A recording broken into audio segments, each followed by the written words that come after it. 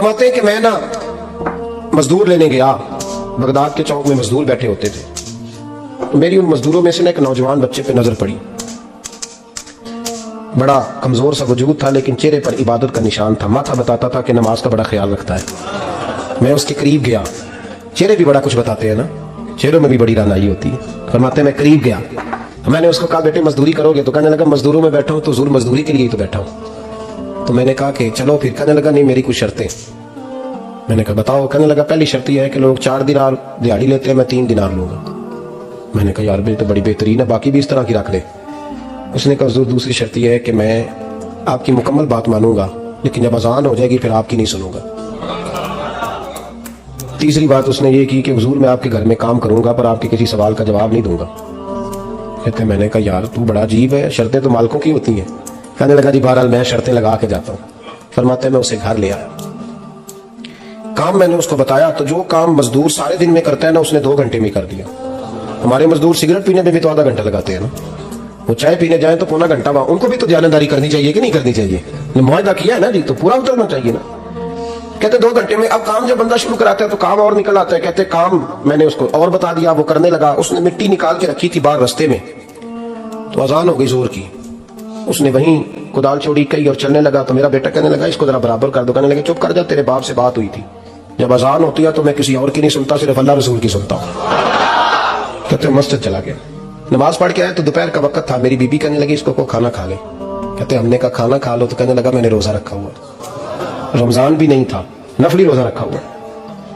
फरमाते हैं शाम हुई, मैंने 3 दिनार दिए। तो मैंने कहा तेरा नाम क्या है? कहने लगा मैंने आपसे कहा था मैं किसी सवाल का जवाब नहीं दूंगा।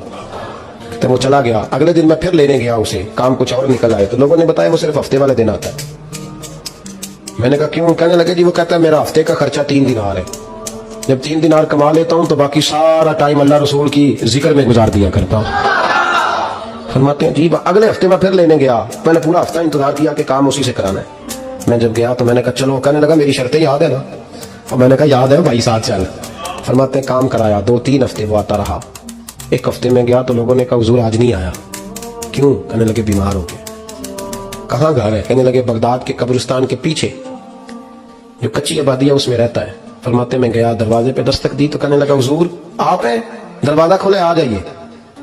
फरमाते मैं अंदर गया तो मैंने कहा तुम्हें कैसे पता चला मैं आया हूँ? कहने लगा हुजूर अल्लाह वाले हो, आप नहीं आना था, वरना अमीर तो गरीबों का पता लेने कोई नहीं आते। कहते मैं करीब गया तो कहने लगा मैं आपका इंतजार कर रहा था, तेज बुखार है, तप रहा। जेब से कुछ पैसे निकाले, कहने लगा ये पैसे रखने। एक अंगूठी निकाली, कहने लगा हुजूर आज रात को मेरा इंतकाल हो जाएगा, इन पैसों का कफन खरीद के सुबह जनाजा पढ़ के मुझे दफन कर देना, और जब दफन करो तो ये अंगूठी लेके असर के बाद हारून रशीद के पास जाना। आप उसे कहना मैंने मिलना है, पर वो आपको टाइम नहीं देगा। आप उसको आवाज दीजिएगा कि तेरी एक अमानत है मेरे पास, फिर वो आपसे मिलेगा तो अंगूठी दे दे, फिर आप मेरी तरफ से फारिग हैं। हजरत फरमाने लगे तेरा नाम? और कहने लगा हुजूर वक्त थोड़ा है, आज रात मैंने जाना है, बड़ी लंबी माफी मांगनी है रब करीम से, अगर मुनासिब समझे तो मुझे अपने रब से तन्हाई कर देने। फरमाते हैं मैं आ गया, पर उसकी बातों ने मुझे सारी रात सोने नहीं दिया। फरमाते सुबह बड़ी मुश्किल से सूरज निकला, मैं गया, दरवाजे पे हाथ रखा तो दरवाजा खुला हुआ था। अंदर दाखिल हुआ तो खुशबुएं मेरा इस्तकबाल कर रही थी। जब चेहरे से कपड़ा हटाया तो उसका तो इंतकाल हो चुका, ऐसे जैसे किसी का दीदार करके सोया। कहते मैं तो 2 आदमी ले गया था जनाजे पे, पर पता नहीं दुनिया किधर किधर से आई, कहां से। अखा जदों मीटियां जमाना मैनू रोवेगा, अपना ते अपना बेगाना मैनू रोवेगा, अपना ते अपना। और मियां साहब ने कहा था बाद मरन दे मुखड़ा मेरा हो जावे जे ताजा, फिर समझ लेना महबूब मेरे ने आन पड़िया जनाजा। और किसी उर्दू के शायर ने कहा था मेरे मरने पे हर सू शोर मच जाएगा देखोगे, अल्लाह मेरे मरने पे हर सू शोर मच जाएगा देखोगे, कहने अलविदा सरकार खुद तशरीफ लाएंगे। फरमाते हैं मैं तो 2 बंदे ले गया था, पर पता नहीं मखलूक कहां से आई। जनाजा पड़ा, दफन किया। हारून रशीद के पास मैं असर के बाद गया, मैंने बुलाना चाहा पर बादशाह था, मेरी तरफ देखा ही नहीं। मैंने उसको कहा तेरी एक अमानत मेरे पास है। फरमाते हैं मुझे कोने पे ले गया, क्या बात है, कमरे में बुलाया, मैंने अंगूठी दी। हारून रशीद तो चीखे मारने लगा, कहने लगा अंगूठी वाला कहाँ है? मैंने कहा तो इंतकाल कर गया। कहने लगा मुझे कब्र पे ले चल।